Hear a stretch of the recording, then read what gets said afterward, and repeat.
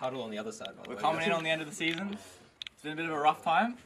Yes, sir. But this is the, what's it called? The fucking El Clasico? Yeah. We gotta do it for the previous Legacy boys. Do it for Tim. We gotta make sure that Chiefs don't stand a chance against Bombers. We gotta crush the mentality now. Get that steak dinner. Do it for Minky. Do it for Minky. Do it for Dobes. Do it for Dobes. Do it for the fucking Bombers boys. And make sure Balkan doesn't fucking break our heads. So yeah, let's crush some cockroaches, boys. Let's go. Legacy on 3. 1, 2, 3! Legacy! What went right and what went wrong against Chiefs? I think we had a really good early game. Early game plan went well, and I think the draft was really good into them as well. I feel like they didn't have many ways to win that game. What went wrong was almost everything past around 14 minutes that looked like the Chiefs were doing something well was actually us making a pretty big error. If we can try to avoid making those mistakes and find ourselves in the same positive position, we'll be looking really good. I think everyone took the loss against Chiefs pretty well.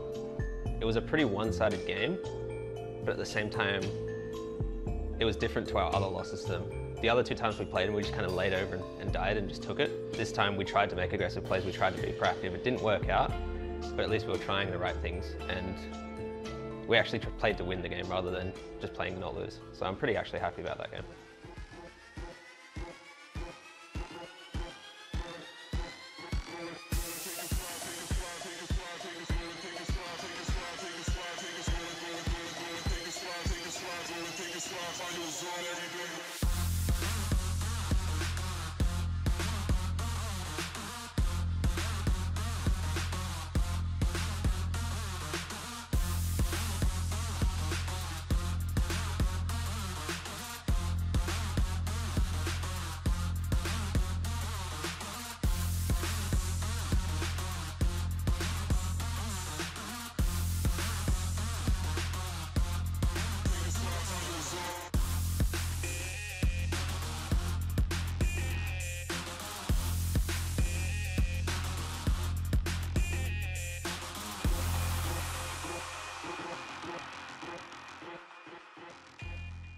It wasn't the first time we've had a good early game. It wasn't even the first time against Gravitas that we had a good early game, but it was still nerve-wracking because sometimes I just think, all right, we're in this really good position. What are we going to do about it now? Because that's kind of what happened in the Chiefs game. We were in a pretty good position, and then we kind of let it slip through our fingers. But against Gravitas, we didn't. But I'm not going to lie, I was nervous at the beginning. Yeah, that's all I do. 80% of the responses is that, and then it's like, oh. Hanging out on the Tim couch, making fun of Tim, annoying Tim for hours on end every day. Watching Tim play Zed. Let's see that handwriting.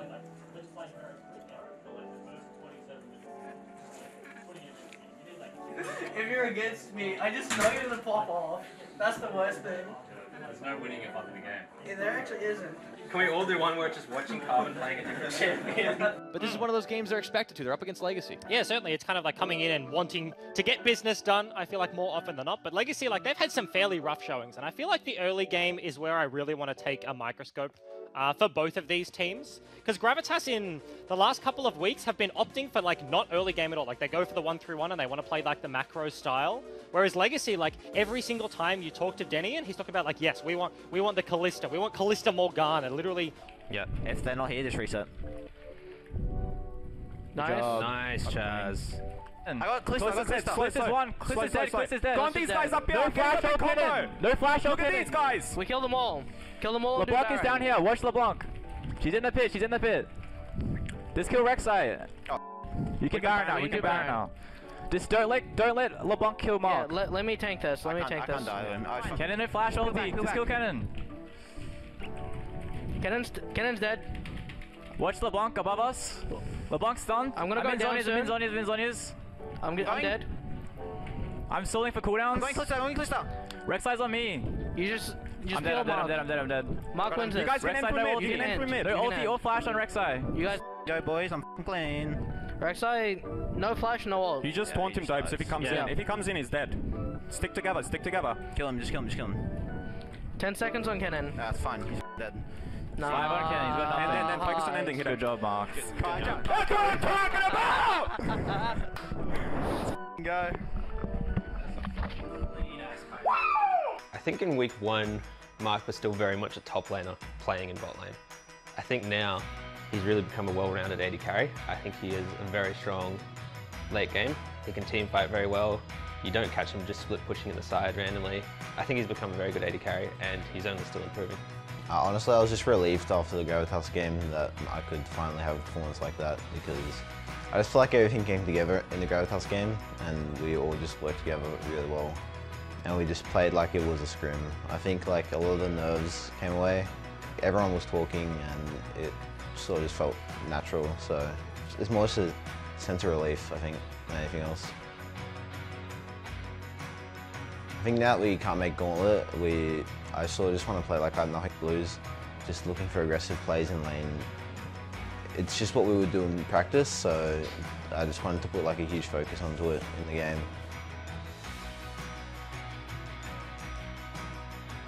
I don't know what we'll look like for Split 2, whether it's slow or fast. I think the general idea is you play the speed of the game that the other team kind of allows you to play. I think our bot lane's performance against Gravitas was a long time coming. They've been playing really well lately, performing really well together, but the main issue is that on stage they just kind of wouldn't show up with a lot of the other players as well. I think against Gravitas it was just, along with everyone else, that individual expression that they finally were allowed to show.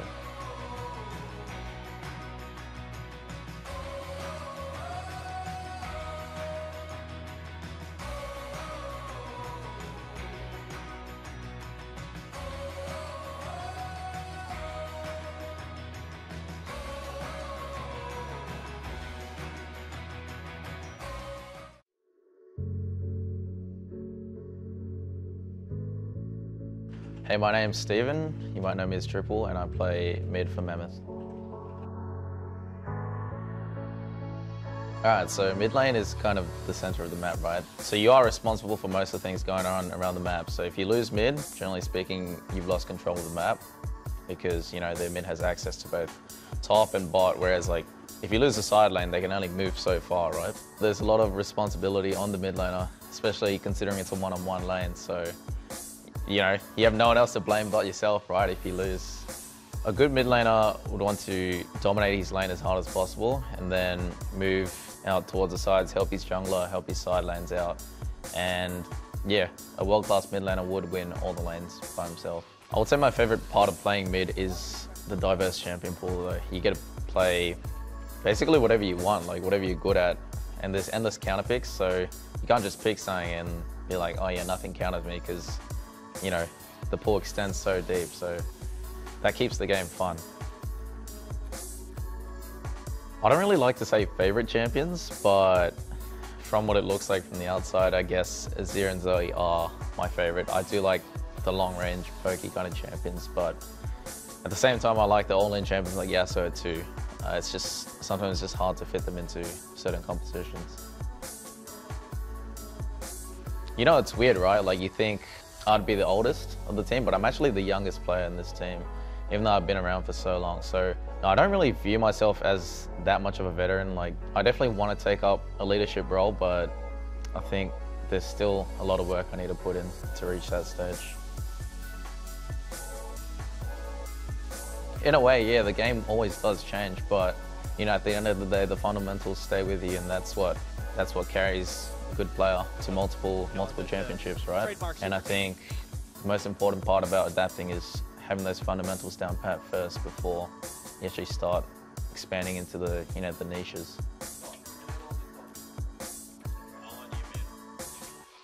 I don't actually like my name because it just comes from such immature stuff, but the name Triple actually just comes from the triple cheeseburger from McDonald's.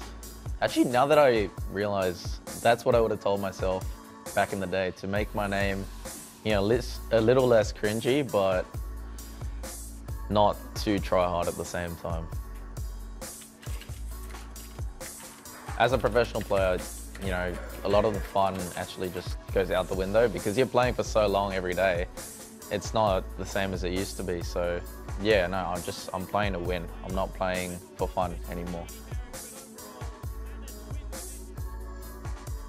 For me, I don't feel like there's much change from when we first moved in the house start of January to now, it's been almost like 2 months.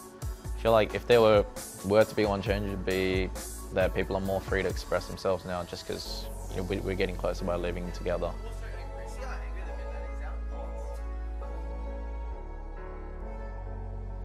Yeah, one of my favorite parts of being an esports player that I discovered last year was that, yeah, you get to travel if you win. So this only applies if you win though. Last year was the first year I actually got to travel being an esports player.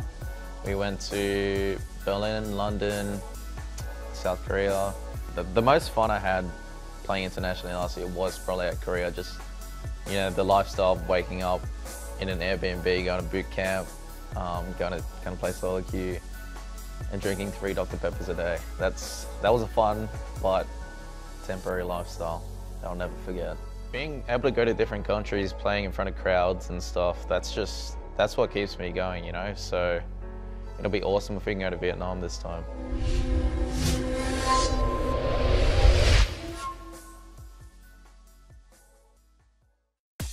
Welcome back to the Meta Recap. Week 2's games have come and gone, so let's just jump straight into it. In the first game of the night, we headed to New Zealand, where Stripe of Boys from Taronga Boys College went up against one of the Mount Roskill Grammar teams. Mount Roskill's Nunu Jungle made a quick dash to the top lane, pulling off a clean early gank to net them first blood. Bane and Leona were drafted for the bot lane, and after winning some early 2v2 fights, started to snowball the gold lead for the Mount Roskill side. From there, they closed out the game relatively quickly, taking Baron as it spawned, and although Diana ruined Bane's perfect KDA, they took Taronga's Nexus in just under 22 minutes.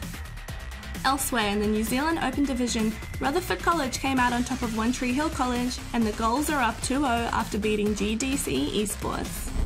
Next up, we had Melbourne High School Black and East Doncaster Secondary College hit the rift from the Victorian Open Division. It was a relatively quiet early game from both teams until first blood came in the form of a major scuffle in the bot side river while the red side attempted to take an Infernal Drake. The mid lane Morgana picked up the first kill, while the rest of the MHS Black squad claimed another 2 kills and then the Infernal for themselves. Bans on Kaiser quickly became too much for the East Doncaster side, picking up kill after kill. The game ended after a huge team fight in the Dragon Pit, and while Leona did manage to lock down Kaiser, there was not enough follow-up before she was able to escape and the double teleport came in. The solo laners clean up the fight and Melbourne High School take out the game. As we look at the current Vic standings, there's currently a 7-way tie for first. RHS Varric prevailed over Ashwood, and McKinnon Secondary College defeated the FHC Scrub Wolves, bringing their record to 1-1. Thanks for tuning in. You can find the full standings for all Meta High School esports regions at metahsc.gg under the leagues page. Yeah, no, he has actually gone for the magic resist, a bit fearful. I'm actually scared for Saj, of LJP, but LJP is the one who might actually be caught out right now. Great segment pool. There comes the ultimate, and with the Zhonya's pop as well, they're going to turn this around, and LJP is going to get out alive. Here comes St. Paul's Legacy. The target is actually the god who's quite low. Ignite was dropped, but he will be able to get away. In the front line down goes the Thresh with Nasus to fall next. 2 kills and Coops once more. Will this be the double? Civil Pink is just getting railed on the zap connected for the slow. That is the 3rd kill. Merc picking that up. 3 more down for Southport School. And this could be game.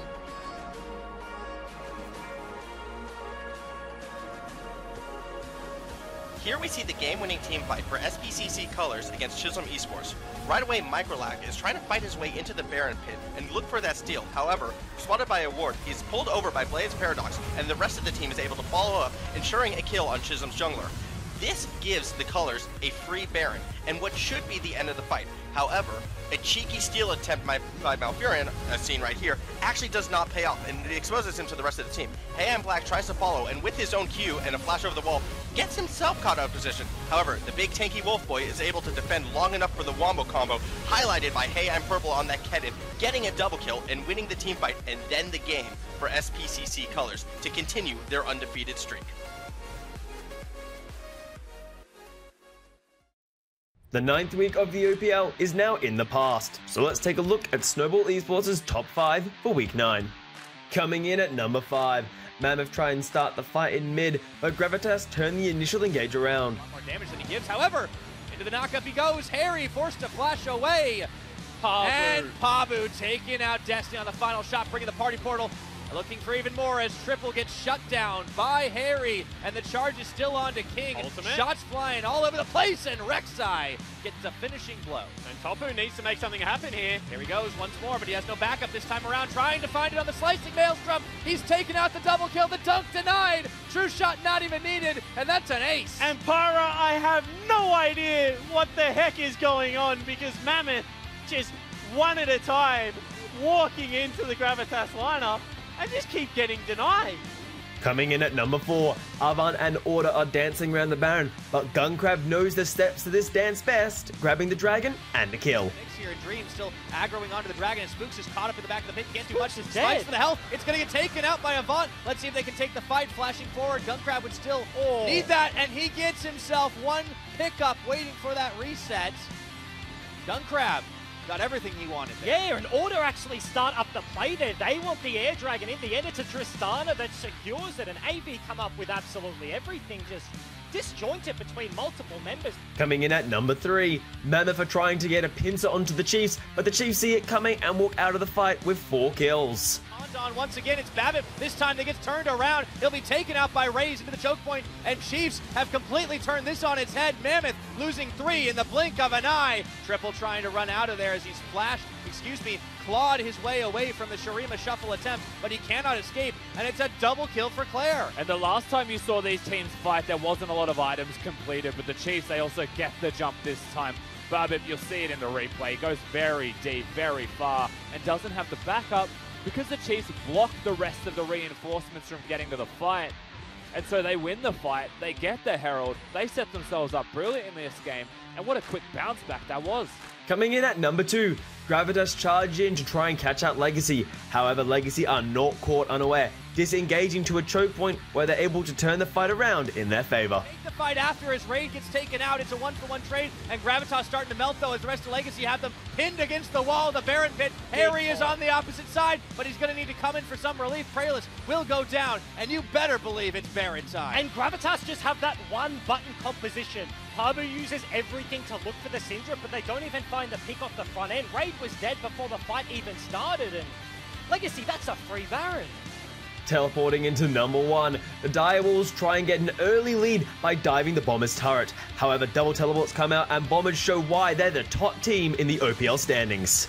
The aggro Mimic comes in for the play. Can he get the outplay? They'll get back. One's He's taken dead. down by Ryoma, and the assist from the tower. Bio getting FBI, but Bio Panther's going to die to the tower shots anyways. The triple kill for the Rise coming out of nowhere. He's going to get another one. How about that with a Quadra at 13 minutes? And they try to dive the Bombers who have 2 teleports available. Direwolves, they look for the cross map, they think it's the right play, and without Balkan even in the fight, they get a quadra kill on Ryoma, who steps up super big on that Rise, and what a showing out of the mid laner of Bombers. Once again, their strengths are just unparalleled. And those were the OPL top plays for Week 9. For more OPL content, head to snowballesports.com. We don't believe in labels at Macca's, like dinner or breakfast, so we're getting rid of them. Now you can enjoy dinner or breakfast whenever you want it. McDonald's all-day menu, available 24/7.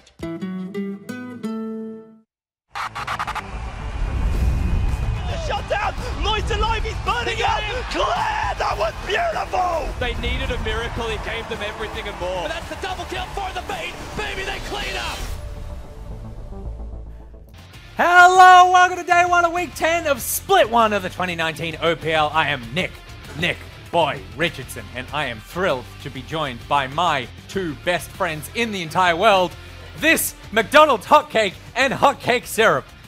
Of course, Ejim and Rusty are here as well. Gentlemen, welcome. Thank you.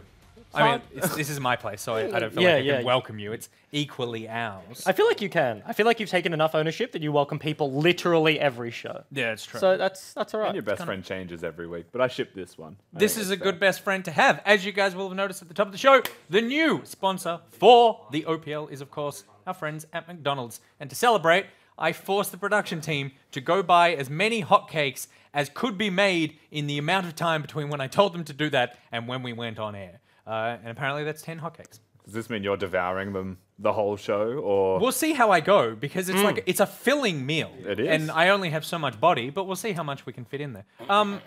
Speaking of filling, it's a hell of a day today. Yeah. More games than normal. Yes, we got 2 more games than normal, you know. I feel like last year we could have potentially had up to 6, but BO1's, you know, a little bit more exciting, and I feel like today's games have a lot of repercussions in terms of the standings. And it's not just today, right? It's a full Super Week, so there's a whole lot of games of League coming up for us in the OPL. Every game does matter. There's a bajillion tie scenarios as well that I'm sure we'll be going through. So. We have 2 sheets. Yeah. And they're both... This is also skipping a game. Yeah, You've got a completely garbage, useless one there. I've been given a lot of maths. We could have stuck them together. No. Well, no. They're not on top of each other. They're 2 different scenarios. So we'll recap the sheets after game number 1, because right now they mean nothing. So after game 1, these sheets mean something? Yes. And so then we can go through a bajillion different scenarios that we have here that the viewers absolutely cannot read. You could have put them together still. It makes sense. Because you And there we folded go. it half after. Well, I was You also taught me handed this piece of paper, which has the potential for tiebreaker games that we may go into. Just a really long grey box. There's like 400 scenarios here. 512 scenarios. 512. And 12 of them are tiebreakers. 500. I can't read any of this. This is useless to me. Yeah. But it does mean that one of these sheets is worthless after game 1. Yeah. And I feel like we'll give it away to chat, because that's what they deserve. Have a sheet. It's laminated. I am very excited for today. Also, what we should be excited about, we are going to be doing a Nick box later on. But to celebrate the upcoming League Versus event, which is Cats versus Dogs, we only want Nick box suggestions around Cats versus Dogs, or Cats and Dogs, your experience with cats and dogs, how you've pitted cats and dogs together in some sort of fight scenario. I'm sure McDonald's is thrilled to be associated with this immediately, of some sort of weird animal gladiatorial battle. And anything else.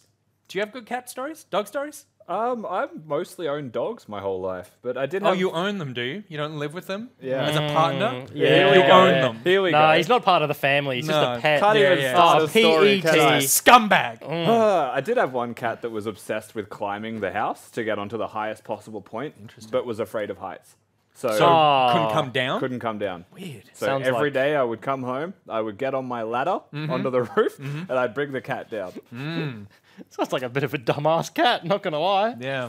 I had a good view, though. Yeah, fair. Unless it rained. I've never had a cat or a dog. I only had fish. But I do have some opinions. Okay. Which is all I need. I don't need experience. I need opinions. I've built an entire career on that. You've only had fish. Yeah. I don't trust a man who's only Sad story, they had fish. also got eaten by our neighbour's fish when we came back from holiday. But... What? Wait, did you think he was going to say the neighbour's cat or the neighbour's No, dog? the neighbour's or we had the neighbour? we had little fish, and our neighbour's slightly bigger fish devoured them as we were there picking them up. Why would you put the fish in? Why did I don't know. I was a child. You ever seen Finding And- Nemo? Because that's what I'm imagining. What is the scenario where you're like, we're going away? Here's the bag of fish. No, that we had. Like, it wasn't, why it was wasn't there not like a that. tank that went along with no, these there was fish? there was like a whole. I mean, I remember I was literally like a babby, so I remember almost nothing. I just remember the story as it's been told for me, like second, third, fourth, fifth hand, and apparently that's the case. That's all I remember. Lady Cat though in the chat says that honestly explains so much about Ejim. And I think very it's true. rude. I think you're very rude. I think you're still haunted by the fact that your fish were eaten by other fish. I don't remember their names. You're a monster. Yeah, I feel like I should. They were pets. You never heard of a rooster? My dad owns a rooster, and my siblings named it. Yeah. So it's a red rooster. It's called Julia Gillard. That's a good name. Although, is this the rooster that got eaten by the neighbour's rooster? No, this one was in a cage. Yeah, we were okay, smart right. enough to Yeah, you separate. didn't just pass it over. All right. Let's take a look at the games of League of Legends we are going to be watching today, because it's a big one. Rusty, talk us through 'em. Yeah, we start off with AV against Chiefs. Of course, some standings implications there. For all of the middle of the pack teams today, Mammoth against Legacy second, Bombers AV third, Order Mammoth fourth, Bombers Gravitas fifth, Direwolves Order sixth. A lot of games. I like, you were pointing this out earlier, this graphic. It's kind of like our normal graphic. We've just shoved more in there. And you'll notice that the logos may be smaller for the first two games. They got rid of it. It's like when you start a Christmas card or a birthday card, and you're like, "Dear Mom," and then you go, "Oh no, I've run out of space to tell you how much I love you," and then the writing just gets smaller and smaller as you go through. Of course, that is if you love your mother. If you don't love your mother, well, maybe give her a call. First game, AV versus Chiefs.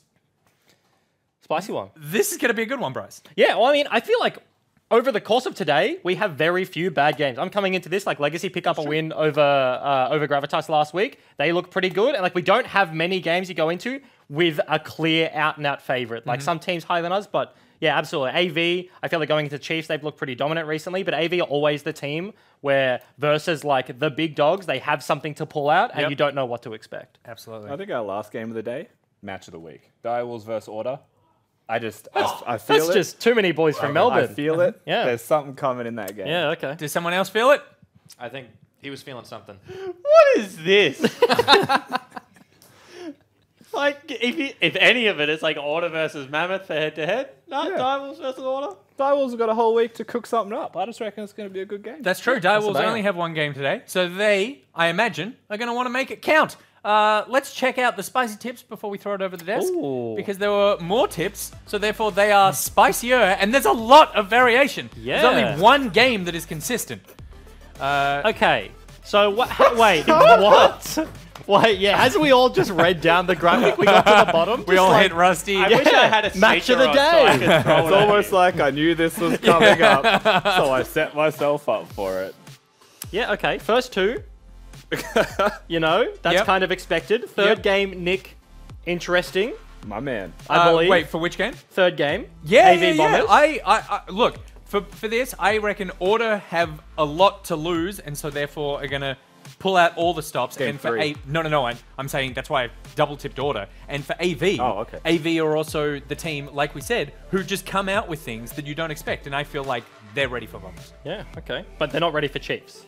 No one's ready for Chiefs. Yeah, okay. No one's ready for Chiefs. Yep, fair Except enough. for Chiefs. Even Chiefs are a bit like, I don't know if we can do this one against us. All right, it is time to throw over to the desk for the first game of the day. It is, of course, AV versus Chiefs, and your casters, Spawn and Pyro. Thank you very much, Nick Boyle. We are just moments away from getting into the start of this one. And, well, there's kind of a lot riding for both teams, even though they're both locked into the playoffs. Yeah, absolutely, because Avant, if they just pick up a couple of wins here, can make sure that no one can catch them underneath. And when you have a look at the Chiefs, they want that top spot. So they just have to keep winning and hope that someone can knock off the Bombers. I think that this final week is really big for consistency and, you know, form going into the gauntlet as well. So very excited to see what both teams pull out. 100%. It's going to be really key right now. I'm really excited to see what Avant does because it's always hard to prepare for this team, but we are ready up. We're loading into the McDonald's Champion Select. I just have like such a different opinion on Avant because I think that they just like I don't know that they are playing things that people don't know about. Like people say, oh, the Olaf pick, it's really hard to prepare for. Not really, because Chippies plays it a lot in solo queue, and you get to play the lane a lot of the times. You know, the things like the Kayn and the Karthus were also very much scouted. I think that Avant play a different style, but I think that they do play a pretty consistent Avant style of League of Legends that they've made work. I mean, they're 11-7 across the regular season, so I think that the Chiefs would be ready for what they're about to see, and you can see that they're getting rid of some of those wild cards because Chiefs would feel like, overall, they are just the better teamwork team. Trying to force them into something that they're prepared for. Avant will start off by locking in the Gallia. It's worth mentioning Swaith is still in. He has been the front man for Avant in the jungle for a couple of weeks now, and let's see what the Chiefs end up taking away. Yeah, loving the outfit on Coach in the back there for AV. Yeah, very nice to see still ballin'. Sean rocking the $ jackets and the $ necklace. I want to see how much he talks. Remember, he can't talk unless his thumb is on that. I think, is it push to talk or is it not push to talk? Because if it's push to talk, he hasn't talked at all yet. His thumb is just not going anywhere near it. That's a strong bottom lane locked in. It is a very strong one. Good fighting there for Raze and Ayla. For Avant, let's see what they match up. We've seen Galio pretty much exclusively used as a support in the last couple of weeks. Swaith will grab a signature pick for himself in the form of Kha'Zix. Yep, and Sean still has not said one word. He has passed and looked a little bit grumpy, however. So He's on maybe his phone. Not liking. Pardon? He's got his phone out. No, that's the I thought it was comms a unit. phone. I thought it was an iPhone. This is how I know you don't listen, because I literally talked about it being the comms unit for 45 seconds. I thought it was somewhere else. All right. All right, we got Tristana locked in for Gunkrab. See how it I like goes that. on the cable up to his headset. I thought he was listening to some tunes, my dude. Nice, that's good. This is seen as a counter matchup, however, I do have to say Tristana should beat Kalista. And they've got the Kha'Zix to get the Galio in, whether it's mid lane or support. I like the Ryze pick here because it's a little bit of a flex. I haven't seen Swiper play it all that much in his time. However, Claire is a big Ryze player, also a big Cassiopeia player, so should know both sides of the counter pick matchup. Yeah, a lot of communication on the Chiefs side there, too. You can see it coming out of Swiper. Into ban phase 2 we go, though. Let's see what Chiefs take away here. It's going to start by banning a Camille. All right, it's definitely not push to talk because Volts is in his pocket, and I can promise you Volt is telling the team what to draft. Can't guarantee the same about Sean, but Volt definitely has input on the Chiefs draft, and it's in his pocket. So now the mystery is solved. It is. Smiles, though, on the face. Oh, that's interesting. Getting rid of the Camille. Lee Sin and a Camille ban, yeah. Because Camille pretty much exclusively seen as a jungler, but the top lane ban being enacted here because you're not going to play Kha'Zix anywhere but in the jungle. So that's curious. Very aware of Chippy's champion pool. Syndra is the natural counter to Rise, and I'd like to see them hit champion pool Rek'Sai. Oh, Jax! All right. That's really interesting. Focus on the jungle from Avant's side. Because you would argue right now that Jarvan and Rek'Sai are the two S-tier junglers in a lot of people's minds. And both of them synergize really well with Galio. And yet not being picked up at all by the Avant lineup, and they double ban away. Ooh! Okay. That's a Skarner pick for only. Interesting. This is one of those things where I think like Chiefs draft really heavily for team fight, because if they had to take a Nocturne and they have Rise, they're pretty much uncontested in the side lane. Now I think they give a lot of that control back to Swave because he has Kha'Zix who's better at attacking the side lane, and they've got Skarner who really does want a team fight. So a little bit of a strange pickup here. Miasma also going to kind of ruin Only's day. You don't want to play someone that has to walk at someone into Miasma as soon as that Cassiopeia gets anything. It's a lot of team fight damage, a lot of AP, especially between those last two picks. Vladimir locked in for Chippies with Shock on the Cassiopeia. Now we just got to see what the last Chiefs pick is. This should be Swipers. Rumble. I really hope it's Rumble. Rumble, Swiper plays a really nice Rumble. Would be great for the team fight as well. And just has a pretty good lane matchup into the Vladimir. Other options, Kled, Kennen, big Swiper champions. Yeah, and it will be the Kennen. So Chiefs wanted to add a little bit more electricity to their composition, a little bit of AoE damage, and now we've got, I feel like, a lot of team fighting potential on both sides. Yeah, I certainly do. I favor Avant's come pretty heavily, however, unless Claire generates a big lead here. I kind of think they have counterpick bottom lane, a better jungler for the early stages of the game, and if Chippies gets ahead, it's just going to be one of those run over the top of the Chiefs lineup. So really, I feel like the pressure is on the Chiefs this game, just after the pick ban phase. In saying that, Only and Claire can certainly synergize very well. We've seen some great party portals getting immobile champions into the back line lately, and want to see whether they can be creative with that ult.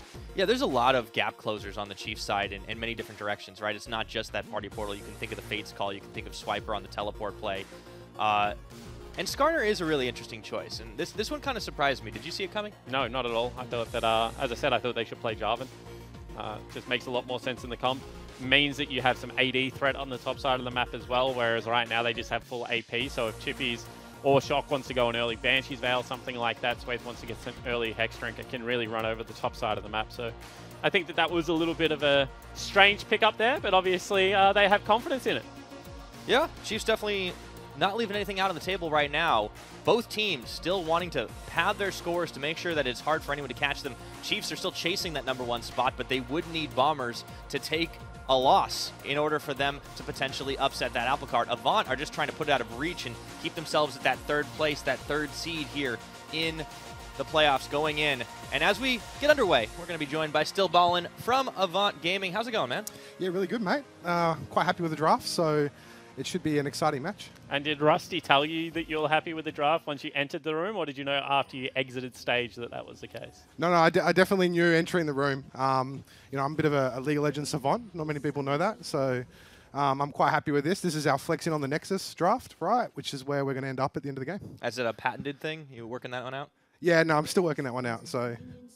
I like it. All right, and I saw a couple of photos of your boys in Maxibon shirts. You did, yes. Why did you go with the $ signs today and not the Maxibon shirts? I wasn't provided. I wasn't provided with a Maxibon shirt, so a little bit disappointed. Maybe that's something you'll see next week for Gauntlet, but yeah, hopefully we make it there as well. I'm sort of don't want to count my chickens too much. But yeah, no, I'm pretty excited with how things are playing out so far for Avant, and hopefully we can get a couple of wins today. Yeah, and you guys are a lock right now. So talk to me about what is happening for the last week. You know, obviously building towards that playoff run. How are the team going? The team are quite excited. We've had a pretty good season. You know, we've been building up towards heading into the Gauntlet and the extended format. We think that benefits us with the way that we draft and our ability to sort of flex across many different characters. So yeah, we're quite excited with how it should look. Looking forward to seeing how it all goes, and thanks for joining us, Still Ballin. Thanks very much, guys. Man is very fashionable. He is very fashionable. In fact, if you haven't seen some of his videos that he does with other people, they are very funny. He has a rap video out that came out about 6 months ago. I would recommend. But yeah, he's a cool dude.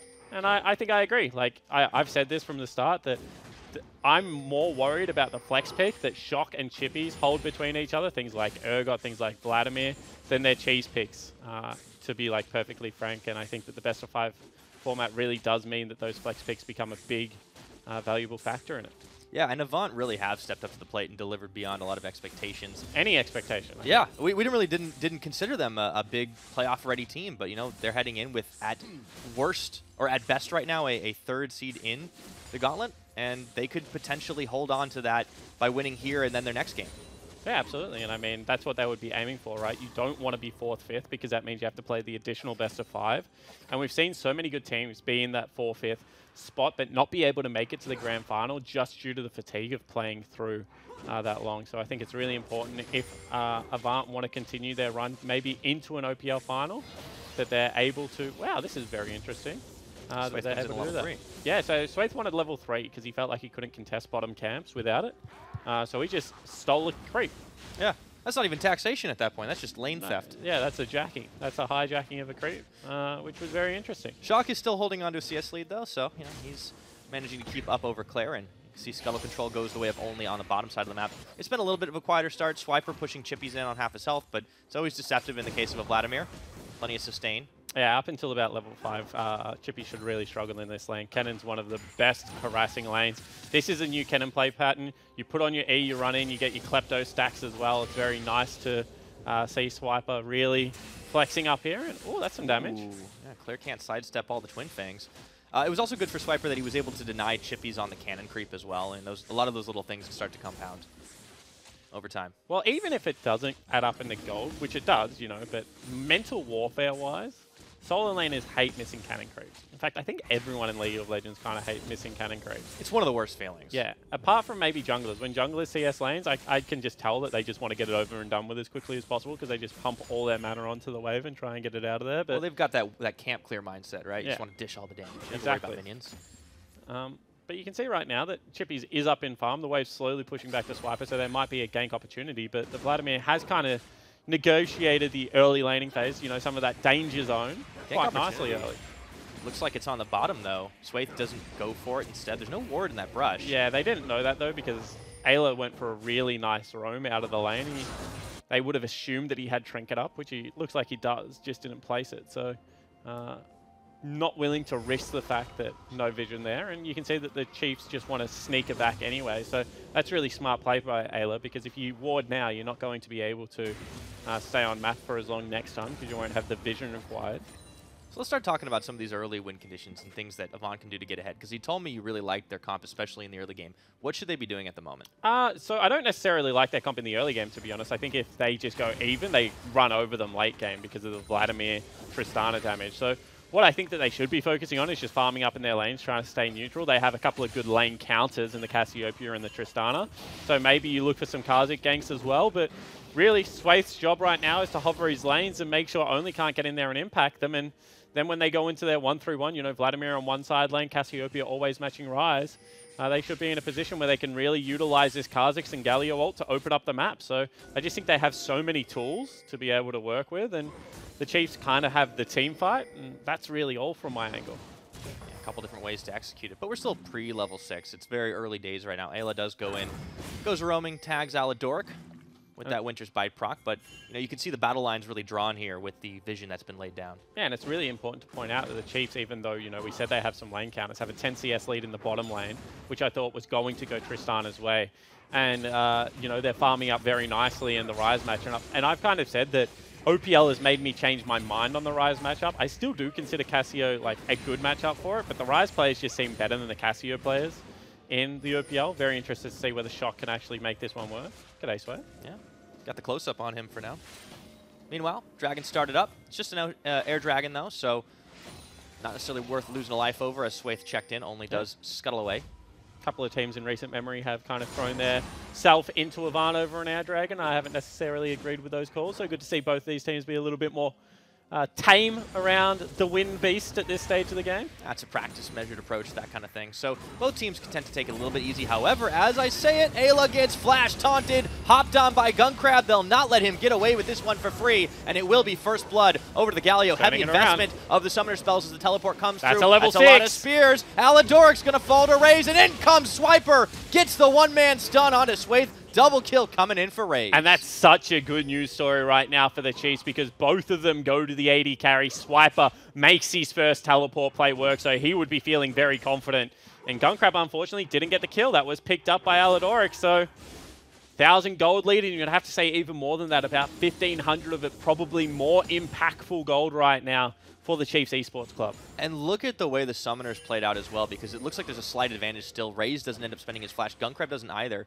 It's actually fairly close to even, but look at this play. It was just a bit of an overstep, but the trade, so much better for Chiefs. Yeah, because what you want to see is Ayla get blown up right there. As soon as they have to extend to this point, with Aladoric still tagged, they know they're in trouble, and the teleport from Swiper is around the corner. Able to get a lot done here. Would have liked to see him hold the flash. They had to run back through him regardless, Pyra. So maybe a little bit of nerves on stage for the veteran of the Chiefs, but still able to impact 1 kill for his bottom lane and would be happy with that because now his job is just to try and push and hold Vladimir in the lane. Yeah, he's keeping pace with him pretty well. You can see the items have just about evened out there on Keel. The Revolver as well as the Kindle Gem picked up on both sides, and Slim Gold differential, Slim CS differential. Swiper, of course, does have the added benefit of rocking the Kleptomancy. Yeah, absolutely. And gives him 400 gold lead. You can see bottom lane, however, is where the gold lead really is apparent. Raze about 700-ish up, 800 now, and that gives them a lot of bottom lane control because they've just had to push the whole of the laning phase. You can see every time they go for that, they're able to get a little bit more control, clean out some wards, and just continue to play aggressive. Now, the question is, what do Avant want to do to try and recover from this? You talked about going even in the early game. They have the potential rollover, but they're now facing this deficit. They're now finding themselves on the back foot. So it's just about not rushing your plays. You know, waiting for your summoner spells to come back available, making sure you have level 6 on Aladoric, and then just being, you know, using your foresight, making sure you're planning the plays that you're going for, and not really all that reactionary. Avant have a tendency when they're playing poorly to just see people in front of them go for that play. Only wants him. Gets the Kha'Zix and pulls him right into Claire. Delivered into the carry. And that's even going to be a red buff to top it off for Only. Nicely played by the Chiefs. And that's what I mean. They're not a very measured team. You can see Ryze had left the lane there. You know, they hadn't got vision of Kha'Zix because of Skarner because they don't have good enough vision on the top side of the map, and they knew that Ayla had previously been in their jungle. You should assume at that stage that your red buff is warded if you are Swaith, and you can't really brazenly just approach it. Aladoric now. Double taunt. Does get 2. Let's see what Gunkrab can get done. Not a whole lot, unfortunately, as Ayla threw up the Unbreakable Shield. That is going to result in just a bit of a trade and the first turret plating taken off by Chiefs bot lane. And you can see that Swiper also has a very nice weak side ward in his Tribe Rush. So not really in that much threat of being dove right now, especially if he can keep the minion wave off turret. Going to be a second air drake followed up. And I always talk about this, but the things that allow tank jungles to play into carry jungles has always been, can you farm quickly? So Gragas used to be the quickest clearing tank jungler. So he could be played into carries. He could be played into the likes of Lee Sin's, Kha'Zix. Zac always struggled because if you ever got found out, you couldn't really fight back. He also didn't clear all that fast. At the same time, I think Skarner at the moment is a really quick clearing jungler. And I think that, you know, the farm deficit right now, as well as the fact that Only's been involved in a couple of the early kills, really showing that this is a champion that should have been slept on, especially after the recent buffs. It means your spies are now invisible and things like that. Kind of allows you to be a little bit more in fog of war around the map. It's definitely given him an advantage to be able to make a couple of plays, including that Dragon take solo on the bot. Now, there is trade happening as well. In the top side of the map, Avant are going to be going for this Rift Herald. Ayla does smell it out, but it's a little too late, so it does get picked up by Swaith, and that's nice by Avant. They don't give up a whole lot for it. Yeah, that's great by Avant. I mean, all they really gave up was some jungle camps that Only's been power farming through. You need to be able to pick that one up if you're in this much of a deficit, because breaking the map open with a Galio would certainly be an advantageous situation to find yourself in. And they're already, you know, 2,500 gold down. But once again, they just give up all this bottom lane pressure. Now it's so hard for Gunkrab to ever get back to that turret. As soon as he shows, I expect Claire to turn back around and maybe go for a dive down here. Gang squad going through the jungle here. Aladoric is going to be coming in close, and this is looking like the dive. Here comes only. They're going to turn 180, though. Raze took a tower shot, and all of a sudden, Chiefs got cold feet. Yeah, and very interesting that they didn't bring Ryze down. Instead, they just choose to hold this vision. That's what I mean. The Chiefs, very patient lineup. Raze is just calling this is a little bit more of a coin flip play than I would like. We don't have Claire heading down. We don't have teleport available on Swiper, and Chippies has his. So instead, let's just continue this turret pressure, continue to take some plates, and it's not really all that much that Aladoric and Gunkrab can do to hold them off this turret right now. Yeah, it's a good play by Chiefs bottom lane overall, just keeping that advantage going. Shock and Swathe are here in the jungle, and so is Claire, and only they might be grabbing themselves a snake. They do. A little bit of extra damage. The Galio will come in a little bit late. He flashes into the red pit as they tried to give the kill away. He's going to have to slither as fast as he possibly can, and they've turned the Ryze into stone. Claire still running for this kill here. It's going to be only that flashes over to finally take it. The Chiefs invest heavily in trying to make the play, but they only come up with the one kill at the end of it all. And I'm so surprised that Chippies is still not teleported to that play. That ward right there was in a perfect location to be able to try and go for a flank there, because Shock survived for such a long time, but instead the Chiefs still get their man, able to take down the mid lane and burn both of his summoner spells. Chippies doesn't even really get all that much done in the top lane Pyro.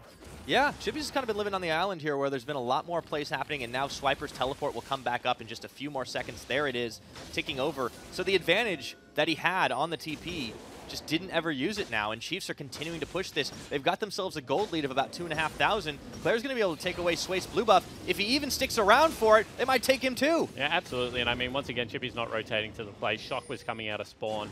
So this is just the Chiefs lineup that are rallying behind their jungler, making sure everywhere he goes, they are there as well. Look at the bottom side wards. Control ward behind red buff, control ward in Raptor camp, as well as the ward on the bottom side. No matter where Swaith goes right now, he's going to be spotted by the vision of the Chiefs Esports Club. And this just means it is impossible to jungle. Like, you cannot go anywhere but gank through lanes. And if you don't have flashes on your CC in Shock and Aladoric, even that is going to be very difficult to pull off. And now Raze and Ayla are going to be able to set back safely onto their own side of the map while Swaith is going to be coming in through the lane gank. Avant smelling that they need to make a play. If all of a sudden you are, 2 kills down and you've been playing on your turret for this long, and then they just walk at you with Sweeper on, you can pretty much guarantee there is someone behind them. And you can see Raze is playing up, not playing too aggressively, but just making sure it doesn't crash, not in danger of being dove. And now they have to try and use some of this priority to get some control bottom to mid, because otherwise it's just going to be so easy to continually repeat gank this Tristana. Yeah. Turret plating's fallen. We hit the 14-minute mark, and still a pretty big advantage for the Chiefs. 3,500 gold. They just keep it going. Herald definitely needs to be popped. That was the one advantage Avant have. He's going to go for it. Off the back end of this, they should get a charge turret and, maybe some early priority over that dragon pickup as well. So trying to get some money into the Tristana's pocket, really like that. Yeah, this is pretty important. So they should be able to secure first brick, and that's a big thing here for the Avant lineup to grab some of that gold game back for themselves. They do get it. However, they might not get out alive as Swiper came through. Gunkrab trying to get an outplay 1v3. Not going to happen as Aladoric goes off by himself, and they do land that taunt on, but it doesn't really matter. They just pull him back on the Impale, and Swiper takes a kill. And one more time, Swiper willing to make the teleport play, willing to help out his team. Now 0, 1, and 2 has put the camp on the bottom lane, and Chippies is just sitting top whacking that turret. No turret plate available means that he's not going to get a big gold lead off this one. Gives up second dragon of the game as well.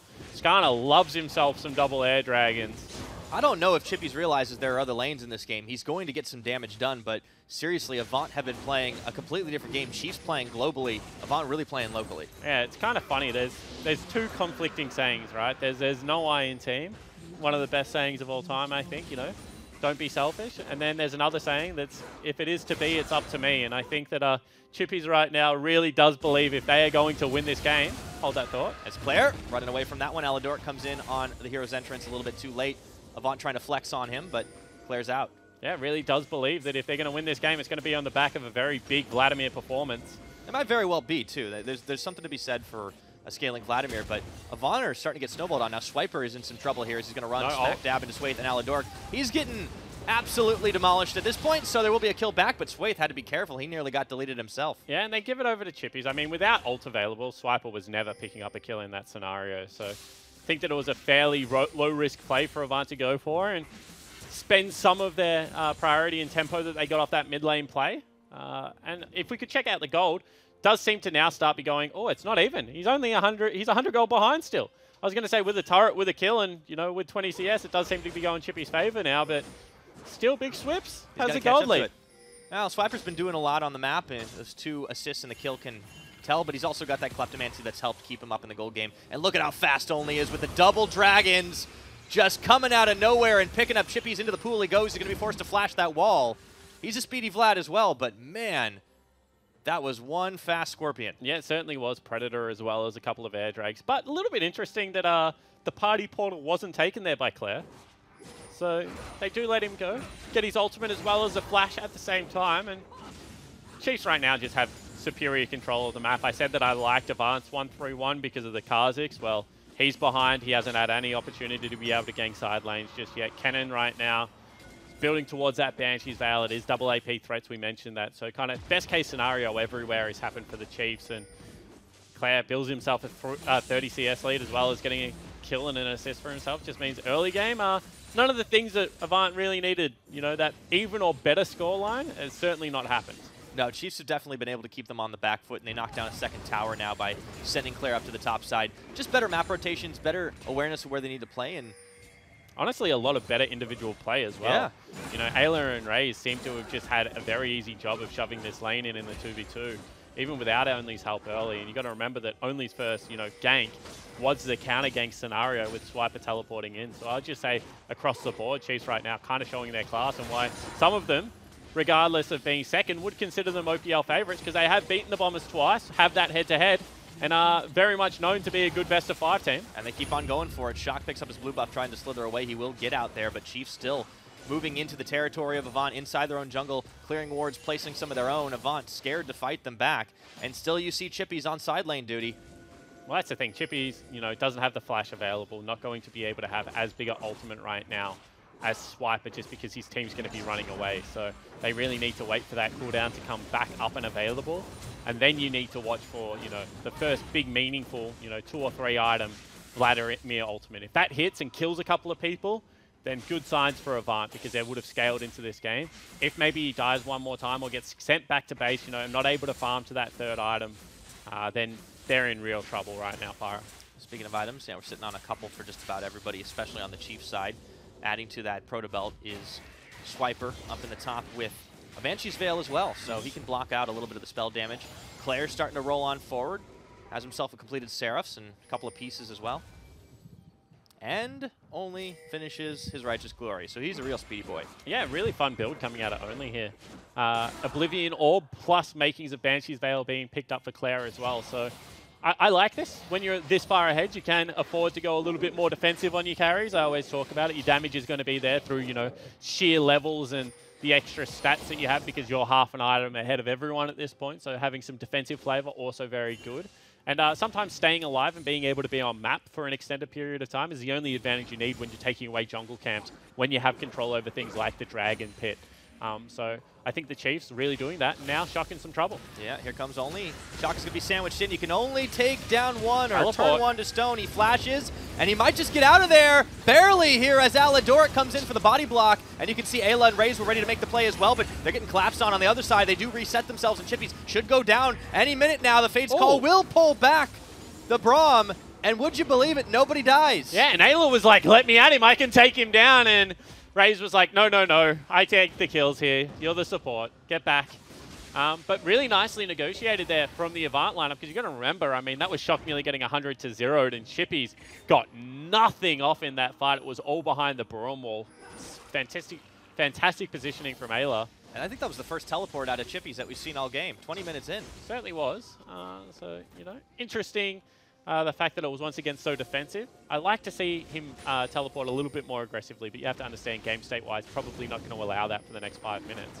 Nah, Baron's on the rift, but teams are a little bit more concerned with the Dragon right now. Raze, Only, and Ayla will be here on the mountain. This will help their sieging potential, and honestly, I think if you're Chiefs, you got to be pretty happy about the way the Dragons have worked out because they've played towards what you wanted to do. Yeah, absolutely, and Fire is just going to make the late-game team fighting of the Kennen of the Rise even more important. They can get at least 1 or 2 of those in the bank right now.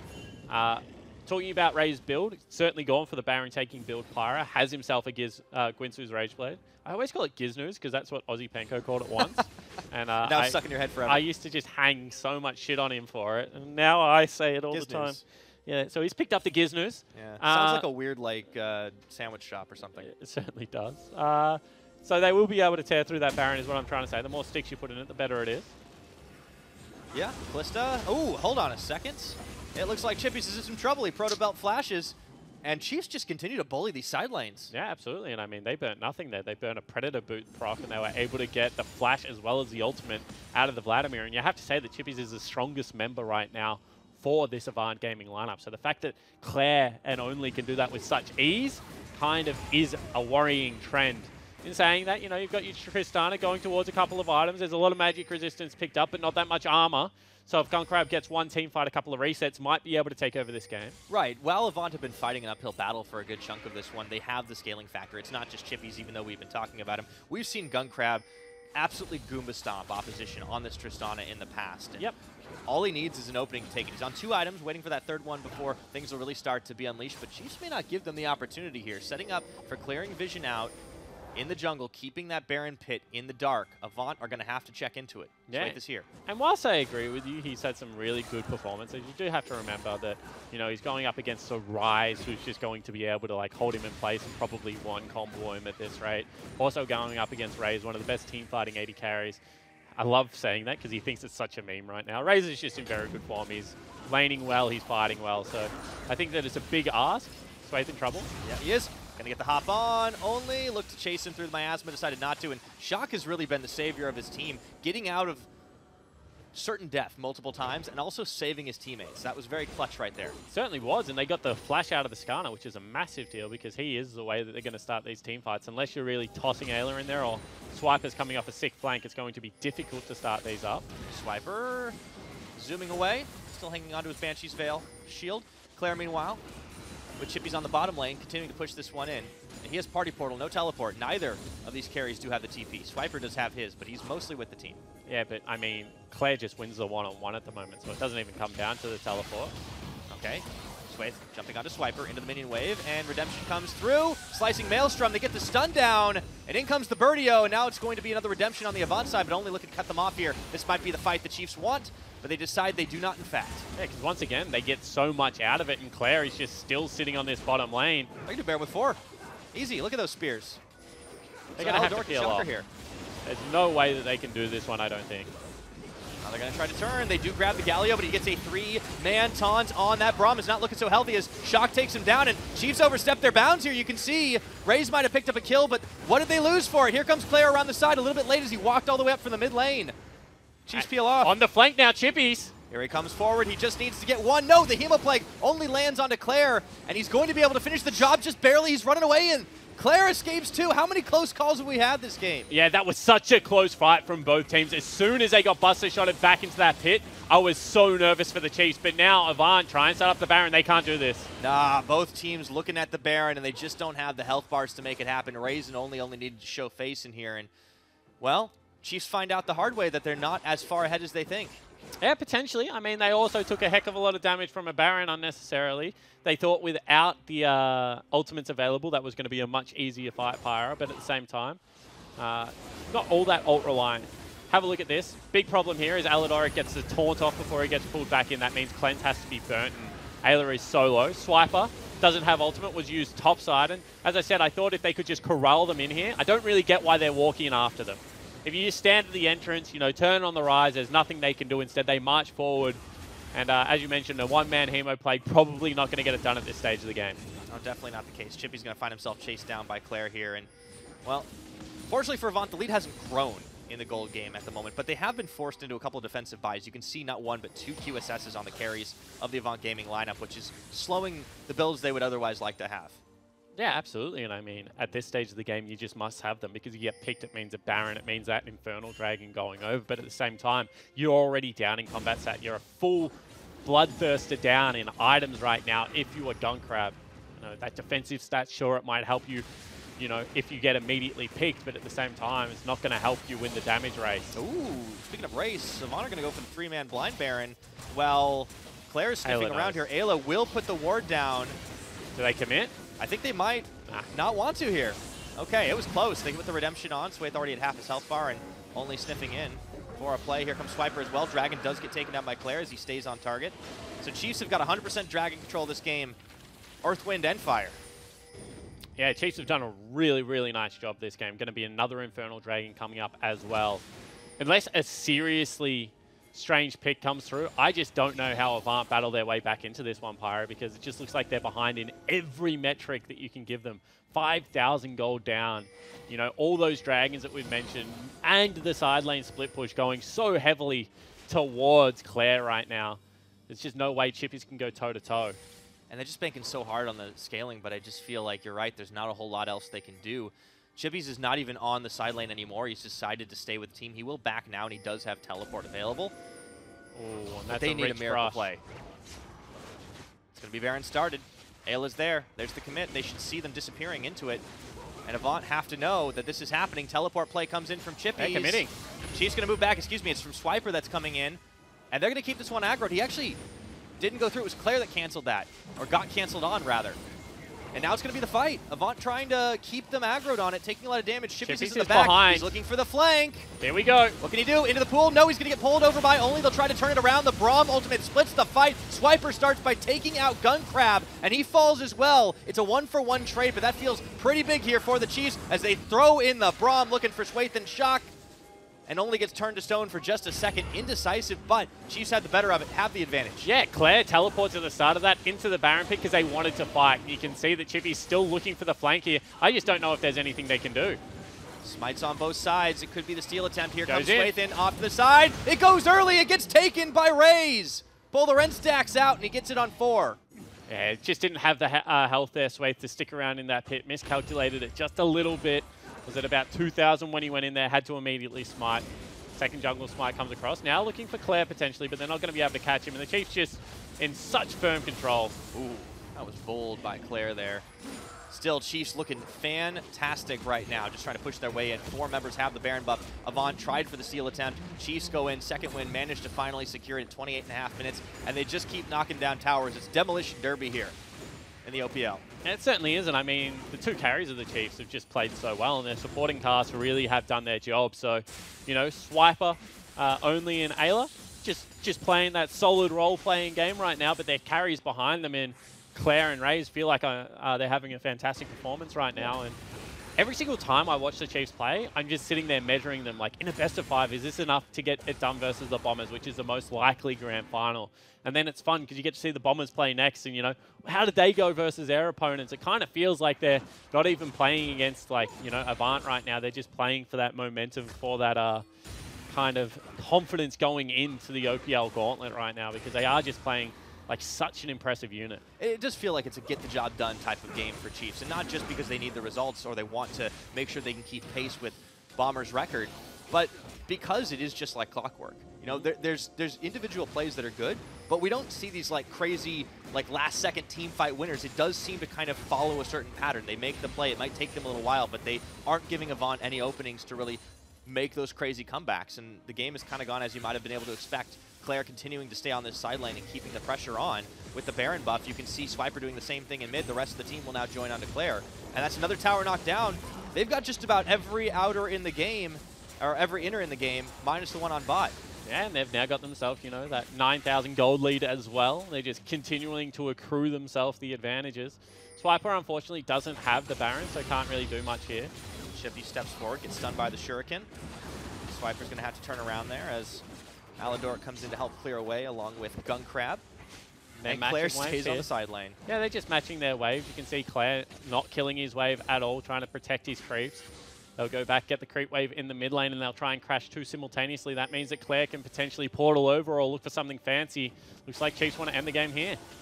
They're going to try to march it forward on the 4-1. Alador, Swayth, and Gun Crab, 3-man unit. You can see with Swayth around the side trying to find an opening to sneak in. This tower is going to fall slowly but surely.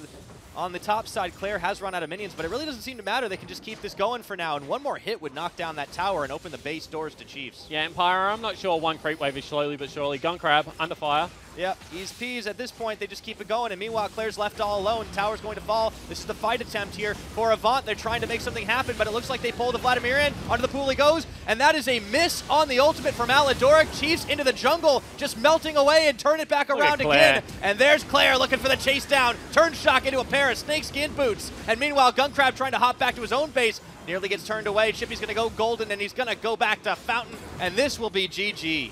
Certainly should be the Chiefs absolutely wipe Avant. They'll be able to pick up the first game. That they will. Easy peasy. Chiefs just, honestly, played that one out like clockwork, did all the things they needed to do to just end the game out here, and they will be able to do it 32 minutes, still in the running for that first place. They need Bombers to lose one. They'll knock down that one tower, and it's a couple more cooldowns, but Chiefs should be able to have it. It certainly should be. It looks like Raze right now is chasing Guncrab out of the base, wants that next kill, but not going to be able to find it. Chiefs pick up the game. And there is the GG. Chiefs get everything. Dragon control, towers. They own the map, and they absolutely own Avant Gaming this time around. And I think it really was, you know, those individual little things. The fact that Kalista was able to get the push so freely in bottom lane, was never contested. First time it was contested, Swiper teleports down there, picks up some kills, really gets Raze rolling. And I can guarantee that the best lane for Claire to play is a lane without jungle intervention from either side. And time again, he was just whacking minions. And when I've been impressed by Shock is actually the opposite, when he's playing around his teammates and has these unique picks like the Zillion, like the Urgot that we're seeing very early in the season. So I think that the Chiefs just won out stylistically in this game, and the isolation of Chippies, you know, playing through top versus Swiper impacting the map so heavily was just a stark contrast in how these teams want to get things done. I think Chiefs knew that they could play a little bit more cleanly around the map with their mobility tools. It wasn't just based off the Dragons, the fact that Claire could be in multiple lanes at once thanks to the party portal, and there were a lot more teleport plays out of Swiper. He was all over the place. Yeah, I mean, but that's... The Chippies had the decision to teleport as well, right? It's not like his button doesn't work. He deliberately chose to stay in those lanes. And like much like when he was being matched by Claire, I mean, sure, Ryze could have joined the fights, but I don't think Ryze joining the fights was any of those deciding factors. It was the 4-man unit winning. It was the 1v1 going in favor of the Chiefs, which means that, you know, when you're losing on both sides of the map, you start to get desperate. You start to look for creative plays. And, you know, the Chiefs just saw them coming, unfortunately, this time around. Although that one Baron play where Raze got Buster shot it back into the Baron nearly was a disaster. That was a 50-50 team fight. The rest of it pretty firmly in the Chiefs' control. Turned it in favor of them, and they still in the running for first place. So we'll send it back over to the couch to break it down further. I told you, no one can stop the Chiefs. Or maybe it's just Claire. The Chiefs can stop the Chiefs. Yeah. They almost did at the Baron. Yeah. They nearly did. Yeah, they nearly did. That's true. My prediction came doubly right. Yeah. But standout for you was Claire? Yeah, I mean, for me, it was more Claire and only. And, like, the thing that you have to highlight, we had a brief conversation about this, but, like, I think that when only has map control, the Chiefs win. And I know that your opinion actually swayed the other way looking at AV, but, like, in my eyes, only having map control, Chiefs win, because the way the Chiefs play is so selflessly that they will help only to get those leads. So when it's successful, when he has the control, they look unstoppable. And like I feel like that is just shown in the game that Chiefs played versus what AV did. And like Jake just kind of hit on it, but like Chippy's just stayed in topside the entirety of that game, right? He's just whacking away at a turret, shooting blood at a turret as Vladimir. Like it's a consequence of like good matchup for Swiper, so he's just pushing in the Vladimir. He gets to TP at a timing where Chippy's really doesn't have any other options, and Kennen that much earlier is just going to be much more impactful, right? Yeah, absolutely. And it is those like 2 TPs that were like fairly early that swing bot lane super heavy. All of a sudden, like Quinny K Raze has got like a 2-0 on a Kalista. He has Cutlass and Boots really early, and he's just popping off in the lane phase. And as you mentioned, like it's Claire and only having like control of the map, but all of their lanes swinging around them. It just looked like a very clean closeout, bar an incredibly incredibly scary Baron that they decided to go for, which was almost disastrous, but luckily they didn't die, right? Like Chippies ended up getting a big flank later, but they peeled back away from the Vladimir well. And it just ended up in a pretty clean close. Yeah, I mean, that's the thing with the Chiefs as well. You know, like, I don't think that Swiper had the best game in his own mind mechanically. I actually think there was a couple of moments. Like, Raze even has moments where mechanically, like, he ults Ayla away when Ayla's 1 hit away from killing someone. I can just imagine Ayla's screaming, "What are you doing?" But, like, this wasn't the perfect game from the Chiefs, is the point that I want to take away from this. I think their team play was phenomenal. I think their macro choices were correct. But their mechanical execution, things that these players can be better at, wasn't their best in this game. And all that tells me is that there's so much more to see from the Chiefs in the rest of the games this week. All right. Well, let's hear from the most disappointing person in the OPL right now. It's Swiper. It's all about the Flame today. Okay. But you still got the win, so Yep. you're still in the running right now Yep. to knock down Bombers at the moment. How's the mood in the camp? Are you guys feeling like, oh, if only Bombers lose one, we know we can do this, we know we can take the top spot? I mean, it's like there's like a little bit of hope, I guess, but we're just trying to put on like our best League of Legends that we can to like show that we're not messing around, and like we're going to be taking in the gauntlet, whether it be that, or if we get the free ride to the finals, like we'll take that as well. So it doesn't really matter too much in your minds. It's just like we know we can beat anybody as long as we shore up those mechanics. Yeah, I think like on to a low run Rusty's point, we didn't play mechanically great, and we actually made some pretty poor decisions about like Side and Baron and like that. I think that I personally prefer being second place going into the gauntlet because I like that warm up.